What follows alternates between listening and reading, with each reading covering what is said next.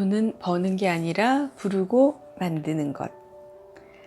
지금 이 순간의 즐거움을 유보하고 머리 싸매고 돈 해봤자 돈은 절대 굴러오지 않거든요. 오히려 일이 더 꼬여요. 돈 쓸 일만 더 생기고요. 그렇다고 아무 노력 없이 거저 얻어진다는 뜻은 결코 아니고요. 핵심만 먼저 말씀드리자면 비관하고 걱정하고 짜증낼 에너지를 순수하게 노력하는 쪽으로 쏟는다고 생각하시면 돼요. 그리고 그 노력의 과정을 고행하듯 힘든 길로 만들 게 아니라 넓고 탄탄한 길로 만드시라는 것이지요. 하지만 이 정도 설명한다고 해서 당장 머리에 쏙쏙 들어오는 간단한 문제가 아니니 천천히 이야기를 해 나가도록 할게요. 여러분은 어떤 삶을 바라세요? 또 그 삶을 이루기 위해 무엇이 가장 필요하다고 생각하시나요? 아마도 많은 분들이 돈이라고 생각할 것 같아요. 제가 이렇게 말씀드렸다고 해서 난 그런 속물 아닌데 하고 절대 오해하지는 마세요. 돈 필요한 사람 혹은 돈 좋아하는 사람이 왜 속물로 공식화되었는지 저는 잘 모르겠지만 육체를 입고 이 세상 살아가면서 돈 없이 사라지나요? 일단 돈이 있어야지 내가 누군가 생각할 여유도 생기지요. 하루에 12시간씩 중노동하고 있다고 한번 상상해 보세요. 밥 먹고 쓰러져 자기 바빠서 죽고 나서 어디로 가든 현생이나 좀 편했으면 좋겠다 생각하게 되거든요. 그래서 저는 많은 분들이 금전적으로 더 여유가 있으시길 바라요. 저처럼 바보 같은지 실컷 하고 깨닫는 게 아니라 다들 아름답게 쓰시면서 사실 거라고 믿거든요. 혹시 돈만 있으면 내가 이렇게 살지 않아도 되는데 하는 생각 안 하세요? 왜 자꾸 그렇게 생각하느냐고요? 제가 바로 그랬거든요. 저는 세상에서 돈 없는 것이 제일 무서웠어요. 가난하다는 게 어떤 건지 그렇게 뼈저리게 느꼈는데 돈 없는 걸 어떻게 무서워하지 않을 수 있겠어요. 상상만 해도 끔찍해서 허구한 날 밤늦게까지 거의 휴일도 없이 일했어요. 오히려 휴일이 더 바빴고요. 그래서 원래 체력도 약한 애가 더 몸이 약해졌죠. 그땐 체력이 아니라 깡닭으로 버텼다고 봐야 돼요. 그래도 그때 돈을 많이 벌기는 벌었거든요.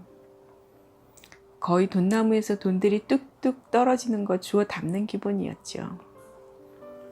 게다가 그 일은 제가 미국에 오기 얼마 전 심각한 회의에 빠질 때까지 제가 제일 좋아하고 보람을 느끼는 일이기도 했고요. 그래서 이 일은 제가 한국에서 가져본 3가지 직업 중 가장 오래 한 일이 되었지요. 그런데 돈 없는 걸 죽는 것보다 무서워하던 애가 그렇게도 바라던 돈을 퍼담고 있기 바쁜 마당에 미국으로 픽하니 와버렸거든요. 한마디로 돈이 뭔지를 알게 된 거죠. 그렇게 잡으려고 애를 써도 잡히지 않던 돈이 술술 들어오기 시작하면서부터 돈만 있으면 행복할 수 있다는 생각이 깨지기까지 참 오랜 시간이 걸렸지만요. 처음엔 이거 봐라. 돈을 많이 버니까 이렇게 행복해지잖아. 그리고 무지 의기양양해 했어요. 엄마가 차려주는 밥을 다 먹어보고 더 이상 돈 때문에 고통받지 않아도 됐으니까요. 제 20대의 절제절명의 과제. 그 누구도 뒤흔들지 못할 확고한 결심은 첫째가 반드시 행복해지고야 말겠다. 둘째가 다시는 돈 때문에 고통받지 않겠다였어요.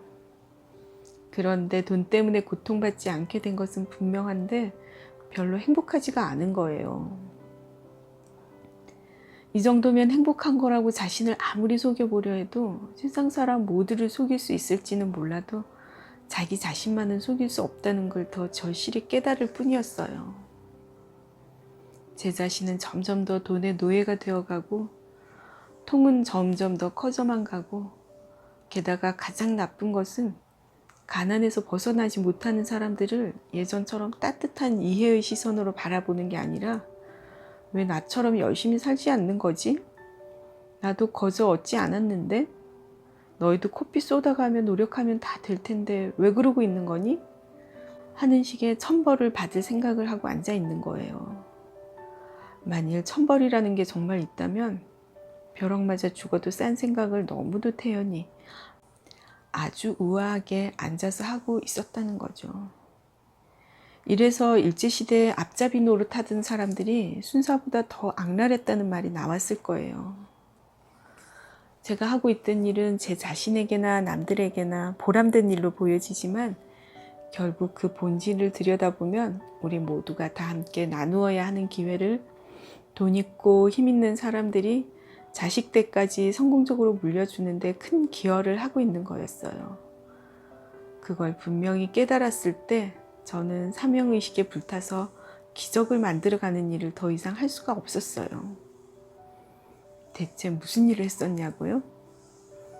있는 집 애들 공부 잘하게 해서 좋은 대학 가게 해주는 일을 했었어요. 저는 그 일을 지나치게 많은 돈을 받고 해주었었지요. 하지만 그 돈값을 충분히 하긴 했어요. 아니, 그 이상이었어요. 어차피 그 사람들한테는 보석 하나 더 사는 정도의 돈인데 자식의 인생이 달라지는 것과는 비교를 할 수는 없잖아요? 성적만 올려준 게 아니라 저도 안 읽는 책을 읽게 해줬고 생각을 하게 만들어줬고 담배 피우던 애들 끊게 해줬고 엄마랑 여동생 때리던 애 착한 애 만들어줬고 일일이 그 사례들을 여기 다 늘어놓을 수 없을 만큼 기적 같은 일들이 일어났지요. 그게 뭐가 그렇게 잘못되었냐고요? 얘기 듣고 보니 참 좋은 일 한 것 같다고요? 저도 그런 줄만 알고 제 전부를 쏟아부어 그 일을 해왔지요. 지칠 줄도 모르고.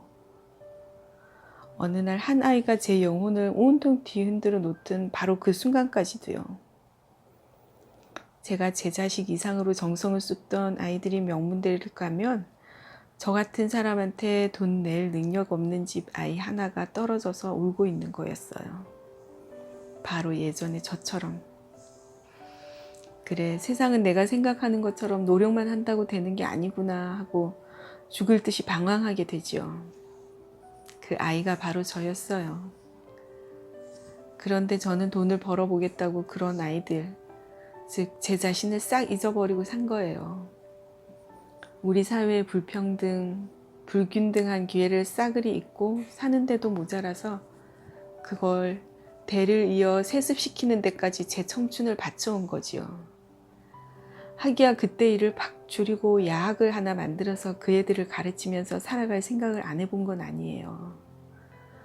부끄럽게 번 돈으로나마 등록금을 대준다든가 어떤 실질적인 도움을 주며 속죄하며 살아가자는 생각도 했었어요. 그런데 제가 하고 있는 일에 정이 뚝 떨어져 버리니 이건 도무지 감당할 수가 없더군요. 다시는 가르치는 일을 할 수 없을 것 같았어요. 그래, 이제 다시는 가르치는 일, 아이들을 변화시키는 일 따위는 하지 말자. 나는 그럴 자격조차 없는 인간이다. 이 과거는 평생 나만 알고 살자 하면서 비행기를 탔어요. 이런 식으로는 도저히 행복할 수가 없겠구나. 차라리 내가 하고 싶었던 대로 자유롭게 한번 살아보자 하고요. 그래서 저는 첫 번째 결심, 꼭 행복하고야 말겠다를 지키기 위해서 두 번째 결심인 다시는 돈 때문에 고통받고 살지 않겠다를 내려놓은 거지요. 그런데 제가 분명 포기했다고 생각했던 두 번째 결심이 첫 번째에 충실함으로써 저절로 따라오는 거예요. 처음 와서는 한 시간에 내가 얼마를 벌든 사람인데 싶어서 아무것도 안 하고 공부만 하고 논다는 게 얼마나 초조하게 느꼈는지 몰라요. 오죽하면 밤마다 오늘도 최소한 얼마는 까먹은 셈이로군 하는 생각을 하다 잠들었을까요? 그래도 굴하지 않고 돈에 얽매여 나쁜 짓 하는 것보다는 차라리 이렇게 사는 게 100번 낫다고 마음을 다잡았지요. 미국 와서 지금까지 아르바이트라고는 딱 2번 해봤는데 미국 애들이랑 떠들 기회가 필요하겠군 하고 썰렁설렁한 게 전부였거든요. 그나마도 몇 달 하지도 않았고 결혼한 이후에도 적적해서 친구 사귈 요량으로 미국 회사에서 3달가량 일한 거랑 일본 회사에서 2주 일하다 역시 일본 애들이야. 그러고 그만둔 게 전부예요. 그래도 그때는 돈으로부터 지금처럼 자유롭지는 못했지요. 만일 제 남편이 경제적으로 쪼들렸다면 저는 결혼하지 않았을 거예요. 아버지 모셔오는 일에 차질이 생기는 거니까요. 하지만 저는 돈을 의식적으로나마 내려놓고 살기로 결심한 순간부터 오히려 더 충만하게 살아갈 수 있게 되었어요. 돈이 더 이상 행복의 중요한 조건이 되지 않을 때 거기에 얽매여 사는 인생은 저절로 끝이 나 버리더군요. 그리고 나서 돈 때문에 고통받아 본 적 지금까지 한 번도 없어요.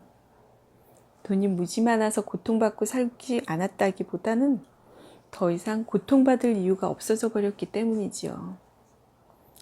하지만 제가 지금 아무리 설득하려 해도 그래도 돈이 있어야 한다고 생각하실 거예요. 저도 그랬으니까요. 돈이 너무 많아서 마음이 허해지고 행복까지 잃는 일이 있다고 해도 저는 절대 안 그럴 자신 있으니까 제발 돈에 치여 비명 좀 지르게 해주세요. 이러고 기도했어요. 도대체 돈 많아서 생기는 문제들이 뭔지 한번 알기라도 해봅시다 하고요. 나중에 돈이 너무 많아서 오히려 불행해진다면 그땐 미련 없이 다 나누어주고 적당히 가지면 그만이지만 아예 저처럼 땡전 한 푼 없는 애는 아무 선택도 못하는 거잖아요. 그러고 엄청나게 쫄라댔지요. 그런데 막상 돈이 생기고 그 생활에 젖어버리고 나니 그 적당이라는 손도 모호해지고 남들에게 나누어 주기는커녕 내가 어떻게 해서 번 돈인데 하는 생각이 먼저 들더군요. 일요일 같은 때 아침부터 새벽까지 일하는 거 생각하면 만날 불평만 하고 제가 보기엔 게을러 보이기만 한 사람들한테 선뜻 내어놓기 싫더라고요. 내가 왜 그래야 돼? 이 자리에 올라오기까지 고생 바가지로 별별 일을 다 당하고 살았는데 저 사람들은 왜 가만히 앉아서 도움을 받아? 그랬죠. 이래서 가장 무서운 게 사람이 변하는 거지요. 탐욕스러워지고 돈으로 사람의 가치를 판단하고 자비심이 없어지기 시작했어요. 그래도 겉으로는 인상 참 좋다고 착하게 생겼다는 얘기 많이 들었지요. 어떻게 보면 착하기도 했었고요. 남 등 안 치고 순전히 제 힘으로 먹고 살려고 노력했고 남에게 해되는 일이라도 생각되면 절대 안 했으니까요. 그런데 그게 다 위선이더군요. 꼴난 돈 좀 가졌다고 이걸 어떻게든 지키려고 더 불리지 않는 욕심 때문에 남들 사정에는 눈을 감아버리고 말았으니까요. 그래서 부자가 천국 가는 것은 낙타가 바늘귀 지나가는 것보다 어렵다는 말이 나왔나 봐요. 이 부자들의 욕심을 단적으로 보여주는 게 미국의 의료보험 제도예요. 저는 이런 거 관심도 없었는데 뉴욕에서 온 멀쩡하게 생긴 어떤 애가 의료보험이 없다길래 넌 여기 미국 사람인데 어떻게 의료보험도 없냐? 그랬더니 자기는 무명 뮤지션이라 회사 안 다녀서 그런 거 없대요. 그때 그 아이 설명 듣고 미국 의료보험제도 부자들 때문에 못 고치고 있는 거 처음 알았거든요. 그런데 호주는 길거리에 누가 쓰러져 있으면 데려다가 신원 확인이 되든 안 되든 끝까지 치료해 준대요. 불법 체류자들도 치료해 주다가 이게 불치병이다 싶으면 본국 송환 안 하고 그냥 데리고 있기도 하고요. 본국으로 보내면 돈 없어서 치료도 못 받고 죽을 텐데 사람 하나 죽이는 짓을 어떻게 하냐 그러고 영주권 내줬다는 말도 들었어요. 영주권만 있으면 치료는 죽을 때까지 무료니까요. 그 사람은 신부전증 환자인데 신장투석 못 받으면 바로 죽나 봐요. 제 남편 사촌이 호주에서 그쪽 관련 일을 하고 있어서 잘 알지요. 그런데 돈이라면 뭉텅이로 쌓아놓고 있는 미국이 국민들한테 너희 돈 없고 직장 없으면 그냥 죽어 이러는 거예요. 미국에서도 소위 상류층이라고 불리워지는 사람들 하나하나 만나보면 그지없이 선량해 보여요. 아기라고는 털끝만큼도 없어 보이고 아주 유쾌하지요. 그런데 제가 당신네 나라는 호주보다 훨씬 잘 살면서 의료보험 체제는 왜 그 모양이냐? 우리나라도 전국민 의료보험 다 있는데? 그러고 물어보면 빨리 고쳐야 되는데 기득권 세력들이 그걸 싫어한대요. 그런데 거기에 자기는 항상 쏙 빠지더라고요. 자기가 바로 얼마 전 유명한 소송건으로 천문학적인 액수의 수수료를 챙긴 그 기득권 세력 중에 하나면서, 이래서 부자들이 가난한 사람들 사정 자기 일처럼 생각하기가 쉽지가 않아요. 그렇기 때문에 우리 사회에도 결식아동, 노숙자들이 늘어나는 거고요. 그래도 돈이 있어야 밥도 먹고 살 데도 마련하고 애들 학교도 보내고 하니까 돈이 필요하긴 하지요. 남이야 죽든 말든 나만 벌고 보자 하는 게 아니라면 돈 부르고 만들기는 사실 쉬워요. 이게 우주의 법칙이에요. 영혼의 입장에서 가장 덜 중요한 게 가장 쉽게 만들어지는 건 당연하잖아요. 그래서 우리가 자신이 영혼이라는 것을 깨달은 다음 가장 쉽게 얻을 수 있는 게 물질, 즉 돈이거든요. 갑자기 복권 당첨이 되거나 돈다발이 하늘에서 우수수 떨어지는 신통력을 부릴 수 있다는 게 아니라 행복함과 마음의 평화, 건강 등을 부르고 만들듯 돈도 부르고 만들 수 있다는 뜻이에요. 하지만 자기가 누구인지 안 다음에 돈을 제일 먼저 원하고 그것을 부르는 사람은 아무도 없지요. 적당이라는 선이 이제는 더 이상 모호하지 않거든요. 예수님께서는 왜 떡 2개랑 생선 2마리 놓고 거기 모인 사람들 한 끼 배불리 먹을 만큼만 기적을 만드셨을까요? 이왕 기적 일으키는 김에 거기 모여 있는 사람들 평생 배 띵띵 두드리며 살 수 있게 선신 좀 팍팍 쓰시지 않고, 신과 영혼의 세계를 아는 사람에게 있어서는 가장 나중에 필요한 게 물질이거든요. 그리고 그걸 모르는 사람들에게도 지나치게 많은 돈은 독이 될 뿐이라는 걸 잘 아시니까 그러신 거죠. 자기가 누군지 어느 정도 알고 난 다음이라면 또 몰라도 자기가 육체를 가지고 100년 안팎 살다 그걸로 끝나는 줄 아는 사람이 돈이 많았다가는 이건 웬 이상한 짓만 자꾸 해대거든요. 자, 그럼 오늘은 여러분들의 적당히가 어느 정도인지만 깊이 생각해 보세요. 그 다음에 부르고 만들어야 뒤탈이 없으니까요. 돈은 세상에 얼마든지 늘려 있으니까 아무 걱정할 필요가 없거든요. 돈 싫으신 분 계시나요? 저는 돈 좋아하거든요. 제가 안 좋아하는 게 세상에 별로 없기는 하지만요. 얽매이지 않는다 뿐이지 돈이 싫을 리가 있겠어요?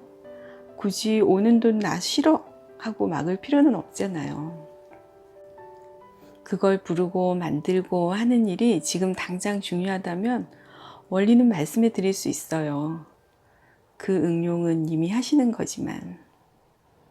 돈을 부르고 만드는 방법에는 크게 2가지가 있는데, 첫째는 제가 우주의 섭리를 제대로 이해하기 전 그야말로 무대뽀로 머리만 들이박다 얻은 방법이고요. 둘째는 제가 누구이며 제가 가진 능력이 얼마나 크고 위대한지를 깨달은 이후에 저절로 알게 된 방법이에요. 그래서 원래는 이 2번째 방법에 대해 이야기를 해야 옳은 것인데, 본인 스스로가 체험을 통해 절대 변치 않을 믿음을 가지고 있지 않은 이상 이 2번째 방법을 그대로 적용하기란 사실 현실적으로 불가능하거든요. 그래서 고민 끝에 첫 번째 방법에 대한 이야기를 먼저 하기로 했어요. 이렇게만 해도 돈은 넘칠 듯이 들어오니까요. 하지만 여기에는 부작용이 있어요. 가장 덜 중요한 것에 가장 많은 시간과 노력을 바쳐야 한다는 점과 뜻하던 바를 이루어 놓고도 그것을 성취라고 생각할 수 없는 비극이 기다리고 있다는 점이지요. 그러기 때문에 아주 조심스럽게 결정하셔야 해요. 그럼 영혼의 입장에서는 맥 빠지는 실패이지만 세상사의 입장으로는 성공기가 되는 제 이야기를 시작해 볼게요. 저는 여러분들이 생각하시는 것 이상으로 가난했어요. 8학군 학교 다니면서 쌀 없어서 도시락 못 사간 애는 아마 저밖에 없지 않았나 싶네요. 강남 산다고 다 부자는 아니지만 그래도 제 주변에 밥 못 먹고 사는 사람은 없었거든요. 제 친구들이 기사 아저씨가 열어주는 차 뒷문에서 사뿐히 내릴 때 저는 버스비가 없어서 대여섯 정거장을 걸어오느라 아침부터 힘이 다 빠져 있었지요. 돈이란 게 얼마나 씨가 말랐었냐 하면 집에 100원짜리 아니 10원짜리 동전 하나가 없었어요. 아직도 생각나는 게 그 시절에 크라운 산도라는 과자가 있었거든요. 저도 고1 학기 초까지는 부자 소리 듣고 살았으니 국산 과자 사실 잘 먹지도 않았어요. 그런데 하루는 크라운 산도 아니 왕산도라고 속에 딸기맛 나는 크림이 든 그 과자가 너무너무 먹고 싶은 거예요. 그래서 집안을 다 뒤져봤는데 세상에 땡전 한 푼이 안 나와요. 그때 새삼 우리 집이 가난하긴 가난해졌구나. 이게 바로 가난이구나 하고 실감이 나더군요. 그리고 그냥 참았으면 좋았을 걸 다 큰 게 동네 슈퍼에 가서 그 과자를 한참이나 쳐다보고 서 있었지요. 그러다가 배도 고프고 제 자신이 처량하고 비참하기도 해서 놀이터로 갔거든요. 그리고 혼자 그네를 타고 있는데 뉘엿뉘엿 해가 지면서 모래바닥에 뭔가 반짝하고 빛을 내더군요. 100원짜리 동전이었어요. 모래를 헤치고 그걸 집어 들고는 혹시 또 있나 하고 찾아봤더니 이게 웬 횡재예요. 또 있는 거예요. 미친 듯이 동전 몇 개를 찾아내서는 그 길로 슈퍼로 달려갔지요. 그리고 왕산도를 사서 바로 그 자리에서 하나를 뜯긴 뜯었는데 집에 있는 동생들 생각하니 도저히 혼자 먹을 수가 없었어요. 그래서 집에 달려가서 동생들이랑 나눠 먹었지요. 너무너무 좋아하면서 먹고 있는 애들을 보니 그렇게도 먹고 싶던 과자가 무슨 맛인지도 모르겠더군요. 가슴이 찢어질 것 같아서 눈물을 흘리고야 말았는데 그런 제 모습을 보고 동생들도 따라 울고 그때 생각하니 아직도 눈물이 나네요. 그야말로 눈물 젖은 왕산도였지요. 그래서 저는 돈에 한이 맺혀 무슨 짓을 해서라도 돈을 벌고 싶었어요. 제 자신을 위해서도 그렇고 초라해진 아버지, 나이 차이 많이 나서 자식같이 제 마음을 애잔하게 하는 두 동생 다 행복하게 만들어주고 싶었지요. 그런데 세상은 제 욕망 따위에는 아무 관심도 없었어요. 저는 장학금에 목숨 걸며 4년을 버텨서 간신히 대학 졸업장을 손에 쥐기는 했지만 그나마 인류대학도 아니었고 백이란 것도 없었어요. 그래도 우여곡절 끝에 남들이 다 부러워하는 곳에 기적처럼 취직을 하기는 했어요. 이게 제 두 번째 직장이었는데 이번에도 월급이 우리 가족을 다 먹여 살리기에는 턱없이 부족했어요. 그러니 이잣돈 갚느라 빚이 빚을 만드는 상황에서 일을 아무리 열심히 한다고 해도 나아지는 건 아무것도 없었지요. 게다가 남들이 화려하게만 보는 그곳에서는 별별 일들이 다 벌어지고 있는 거예요. 그런 추잡한 짓을 저한테도 서서무시 하려고 드는 인간들도 있었고요. 그런 사람들은 저를 그저 별 볼 일 없는 집안에 아무 연줄도 없는 여자, 그러니 아무렇게나 막 대해도 되는 여자로만 보는 것 같았어요. 밖에서 대접받는 대신 안에서는 철저하게 굴종하는 게 이 바닥의 생리인가 보다 하고 아무리 적응을 해보려고 해도 쉽지가 않더군요. 그래서 결국 거기 그만두고 엄마에게 머리채 다 잡아뜯기고 정신 차려 제 자신을 돌아보니 저는 백수인 것은 물론이고 변변한 다른 직장을 잡기에는 이미 늦어버린 나이였어요. 그렇게 돈 했고 일도 열심히 했는데 제 통장은 마이너스였고 집안 빚은 도저히 제 힘으로는 평생 갚아도 못 갚을 엄청난 액수였지요. 딱 죽고 싶다는 생각밖에 안 들었어요. 부자가 되기는커녕 평생 허리 부러지게 일해도 빚에 허덕이다 갈 팔자. 뭘 좀 해보려 해도 인류대학 졸업장도 없고 대단한 능력도 없고 게다가 얼굴이나 두껍고 세상사에 빠릿빠릿하기라도 하나. 그런 제 자신이 너무 싫었고 세상이 무서웠어요. 그래서 그때는 죽는 것보다 사는 게 더 두려웠어요. 저 혼자이면 적게 벌어 적게 쓰면 그만이지만 그때 저는 많은 돈이 필요했어요. 잘 나가는 의사나 변호사만큼 벌어야 빚이라도 갚아볼만 했으니까요. 20대 때 점을 보면 어딜 가나 꼭 하는 말이 있었어요. 제 사주에는 가난이 들어있다고요.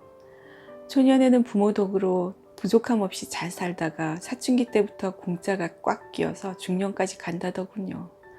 사춘기 때부터 공짜가 낀다는 말이 맞으니 애써 부정하기도 힘들었어요.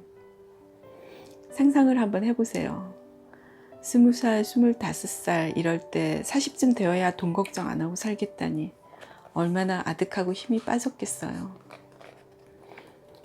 그리고 굿을 하라는 둥, 이름을 바꿔보라는 둥, 이도저도 아니면 부적을 써준다는 둥 했었지만 돈이 있어야 그런 것도 해보죠. 그런데 제가 이 현생을 계획하고 있는 모습을 본 다음에는 제 인생이 왜 그랬었는지 알겠더군요. 저는 부와 명예, 권력에 대한 테스트는 이미 오래전에 끝났었더라고요.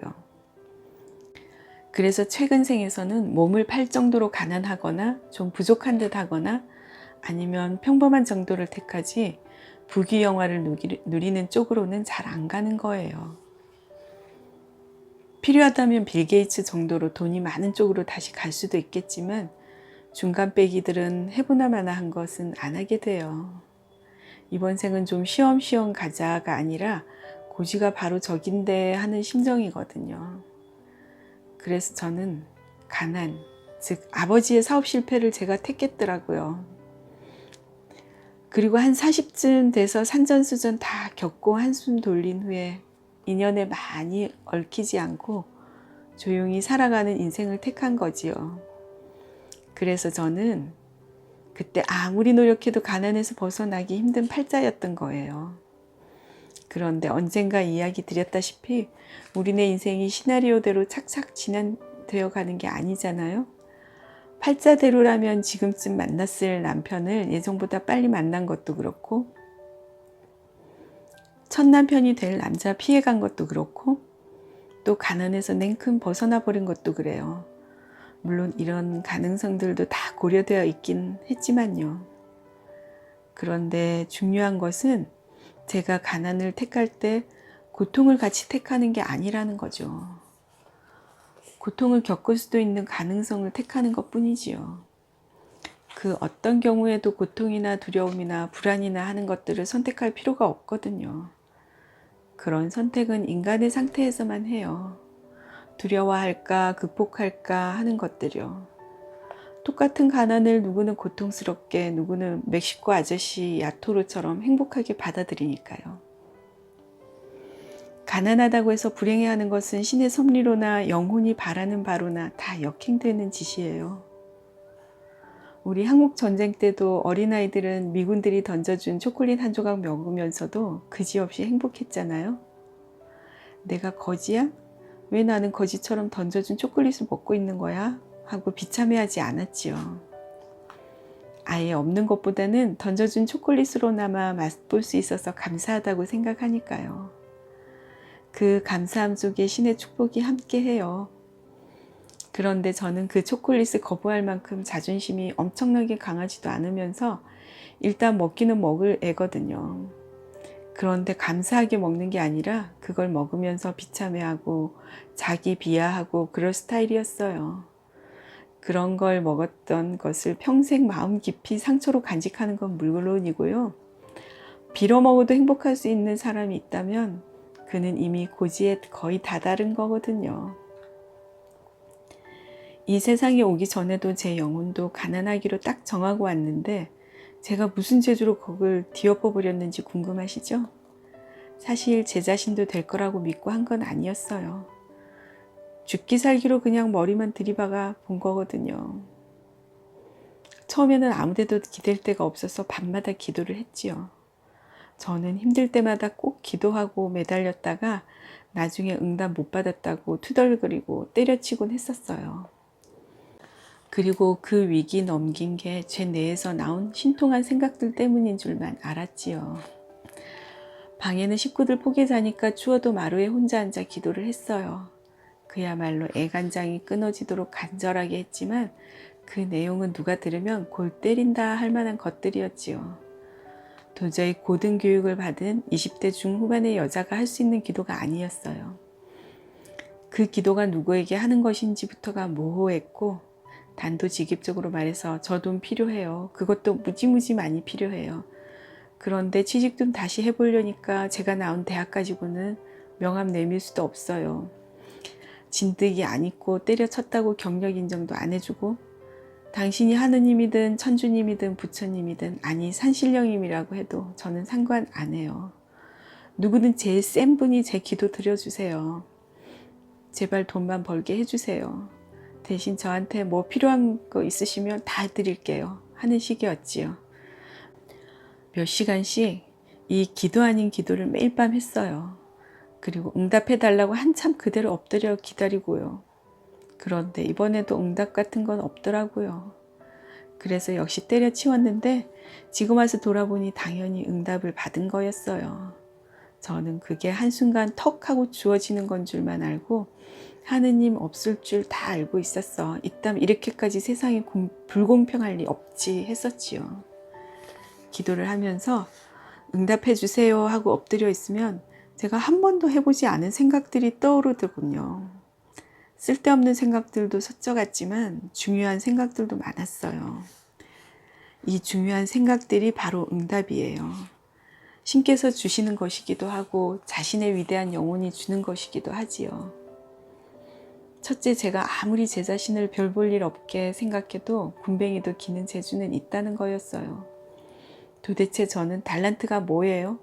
옛날에 성당에서 그러는데 당신이 사람마다 달란트를 줬다면서요. 그런데 왜 저는 그게 없어요? 이러는데 탁 떠오르는 게 있었어요. 제가 대학 다닐 때 아르바이트로 과외를 좀 했었는데 저를 3년간 먹여 살려준 걔가 보통 돌머리가 아니었거든요. 걔네 엄마가 자기 아들을 석두라고 그럴 정도였어요. 그런데 제가 얘를 대학에 보냈다는 거 아니겠어요? 꼴찌하던 애를 서울에 있는 4년제 대학, 그것도 봐줄 만한 공대에 보내줘서 은인 소리를 들은 적이 있었지요. 그래서 혹시 내 달란트가 가르치는 게 아닐까 싶었어요. 둘째, 저는 그때 가진 게 없으니 장사나 사업 같은 건 꿈도 못 꾸고 그저 직장 얻어서 돈 벌 생각만 했었거든요. 그래서 어떻게 직장을 구해요? 저는 이것도 모자라고 저것도 모자라고 이러고 있는데 갑자기 또 이런 생각이 떠오르는 거예요. 네가 지금 대기업 들어가봤자 한 달에 200 벌 수 있어? 제일 잘 돼봤자 200도 못 버는데 저는 그때 백지수표 한 장 받아야 일이 풀릴 판이었거든요. 그래서 직장 가지고는 도저히 안 되겠다 하고 그걸 미련 없이 내려놓았었어요. 그럼 장사나 사업을 해야 되는데 쥐뿔 돈이 있어야 호떡이라도 팔아보죠. 하지만 돈 없다고 가만히 앉아서 죽을 수는 없잖아요. 그래서 그럼 미천 안 드는 장사가 뭘까 하고 열심히 생각하기 시작했어요.